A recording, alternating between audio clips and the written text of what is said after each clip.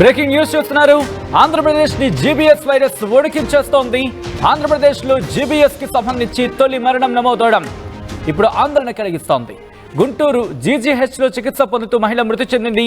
మృతురాలు ప్రకాశం జిల్లా అలసందలపల్లికి చెందిన కమలమ్మగా గుర్తించారు.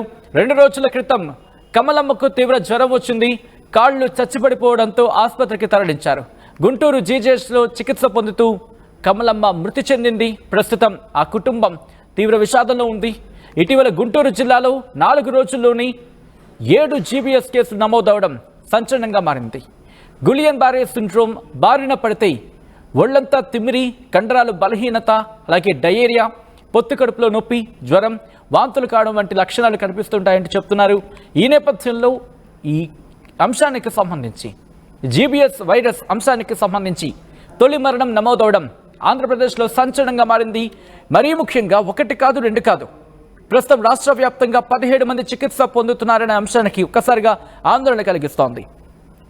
ఇది లక్షలాది మందిలో ఒకరికి అరుదుగా కనిపించే నరాల వ్యాధి. దీన్ని గులియన్ బారే సిండ్రోమ్ జీబీఎస్గా చెప్తూ ఉంటారు.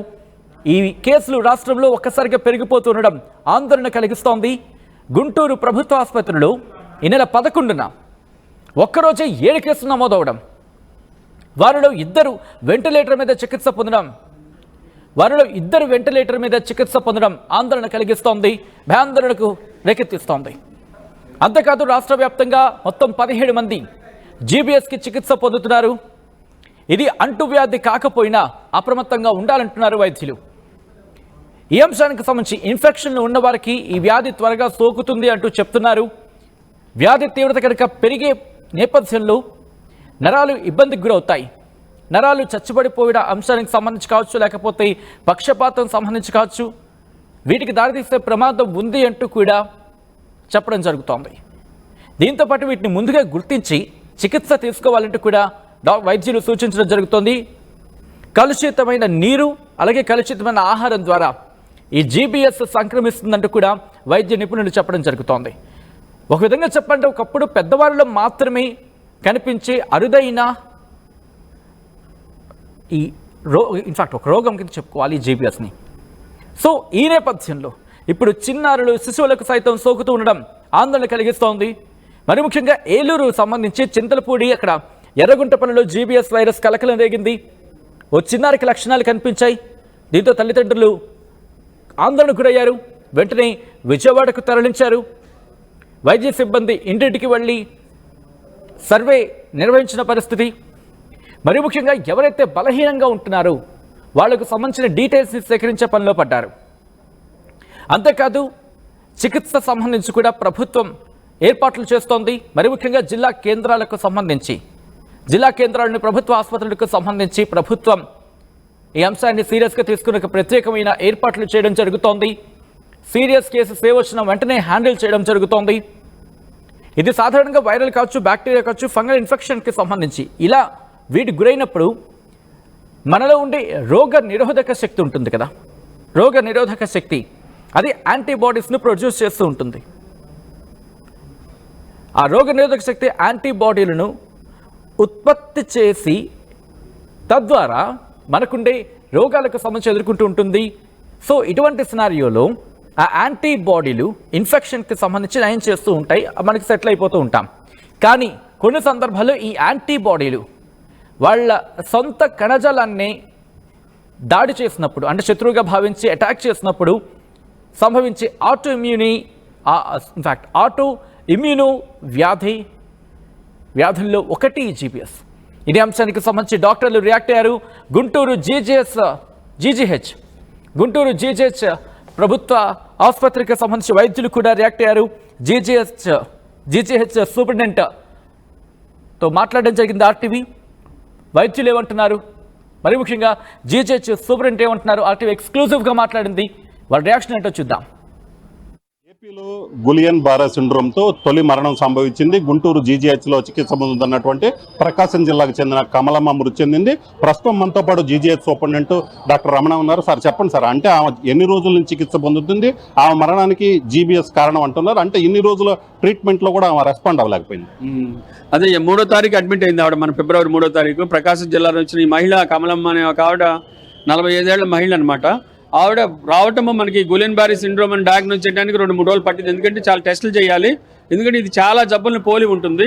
సో ఈవిడికి ఎన్సీవీ టెస్ట్ చేసి గులెన్ బారీ సిండ్రోమ్ అని కనుక్కొని వెంటనే ఇమ్యూనోగ్లోబులిన్స్ పెట్టాము. 5 రోజులు ఇమ్యూనోగ్లోబులిన్స్ కోర్స్ అంతా ఇచ్చాము. అయితే ఈ లోపు ఆవిడ respiratory paralysis, respiratory muscles involve అవడం వల్ల శ్వాసకోశ ఇబ్బందులతోటి ఏమైందంటే ఆవిడకి వెంటిలేటర్ మీదకి వెళ్ళింది. వెంటిలేటర్ పెట్టి చక్కగా సపోర్టివ్ మేనేజ్మెంట్ ఇస్తూ వచ్చాము. గత దాదాపు ఒక 6 రోజులుగాను మన స్పెషల్ ప్రిన్సిపల్ సెక్రటరీ కృష్ణబాబు గారు కూడా వచ్చి ఆవిడ చూశారు, ఆ రోజు పరామర్శించారు కూడా. ఆ రోజు కూడా మేము ఆవిడ చక్కగా బతుకుతుంది అనుకున్నాము. కానీ దురదృష్టవశాత్తు ఆవిడకి 2 రోజుల నుంచి కూడా 3 సార్లు కార్డియక్ అరెస్ట్ వచ్చింది.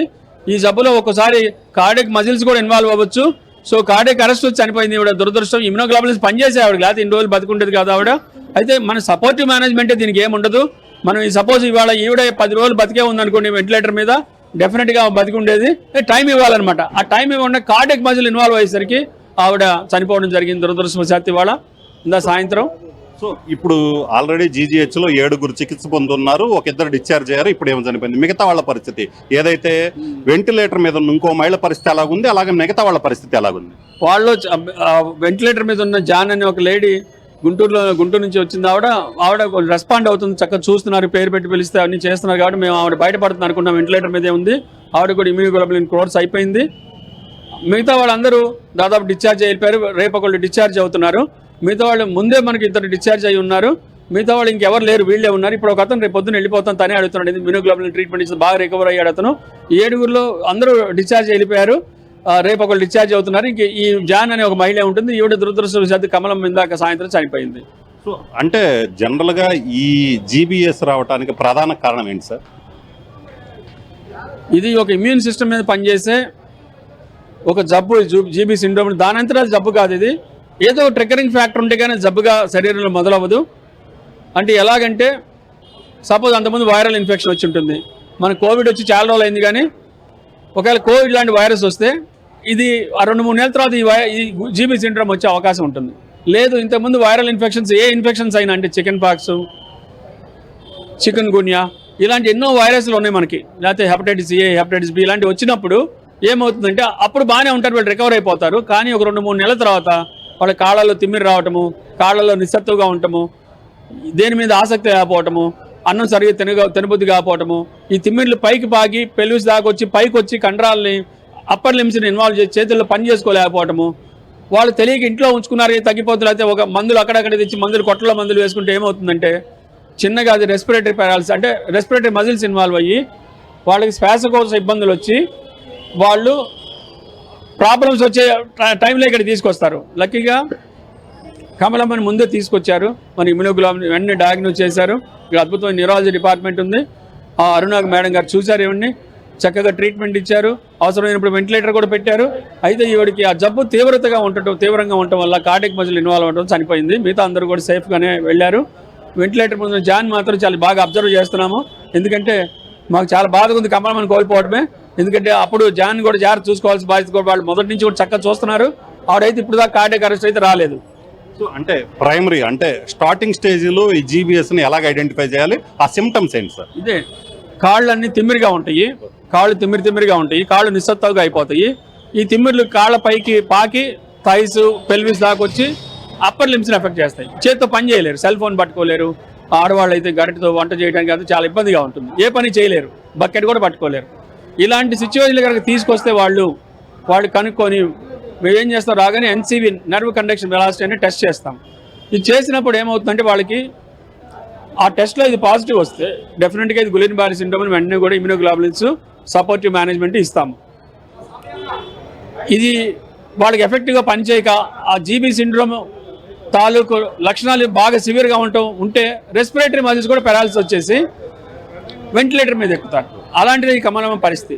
యూజువల్గా దీంట్లో 5% మోర్టాలిటీ రేటు, చాలా తక్కువ మోర్టాలిటీ రేట్ ఉంటుంది. ఎస్పెషల్లీ ఇలాంటి టెరిషరీ కేర్ హాస్పిటల్కి వస్తే చాలా తక్కువ మోర్టాలిటీ రేట్ ఉంది. నిజంగా అయితే గవర్నమెంట్ జనరల్ హాస్పిటల్లో జీబీ సిండ్రోమ్ సరిపోయింది. ఇవాళే నాకు తెలిసి, నేను ఇక్కడ 25 ఏళ్ళకి పనిచేసిన ఎప్పుడు వస్తుంటారు పేషెంట్స్, అక్కడ రికవర్ వెళ్ళిపోతుంటారు.